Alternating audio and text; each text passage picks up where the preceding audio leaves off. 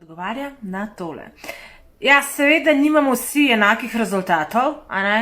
Ampak absolutno mikroneedling pripomore k izboljšanju kolagena, kar lahko tudi dokažem. Bom na koncu dam tudi sliko kolagena prej, pa kolagena po 2 letih pa pol od te stranke naše.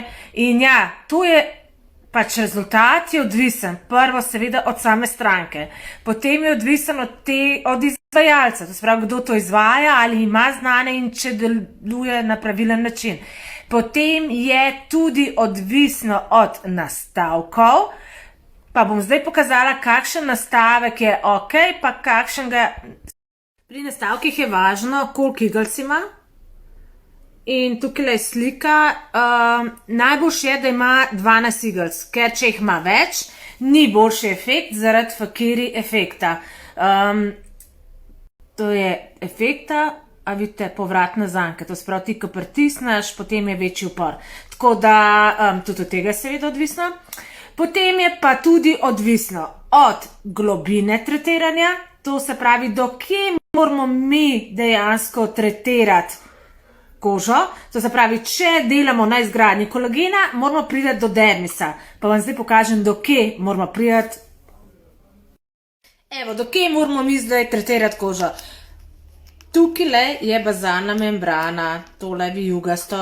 Ok, to je epidermis, ostalo je dermis. V dermisu se dela ekstracelularni matriks, to se pravi, do dermisa, do tukaj dol, moramo mi priti, če želimo izgraditi kolagen. Tukaj se dogaja izgradnja kolagena.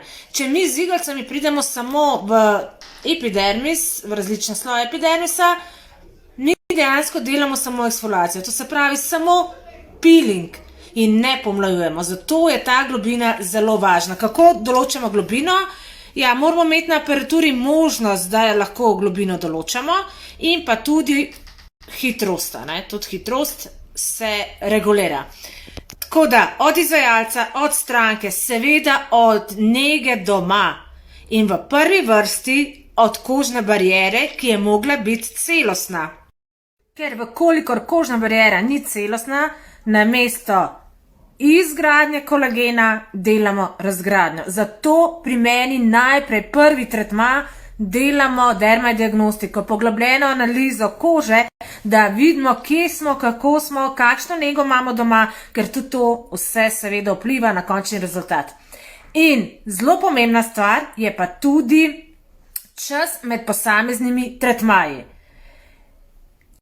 14. dan, odvisno od starosti posameznika, se začne fibroplazija. Migracija, proliferacija fibroblastov na mesto poškodbe. In takrat se začne pospešeno sintetiziranje kolagena, elastina, glikoza, aminoglikanov, to se pravi hialuronske kisline, to se pravi celotnega ekstracelularnega matriksa. In če to izkoristimo optimalno, potem imamo tudi odlične in optimalne rezultate. Evo, zdaj pa še dokaz razlike med stanjem kolagena, ki smo ga slikali 2 leti pa pol nazaj, pa letos, kako se lahko v 2 letih pa pol dejansko pomladiš s pravo nego doma, v salonu in pa z dodatki, prehrambenimi dodatki, vitamina C in pa aminokislinami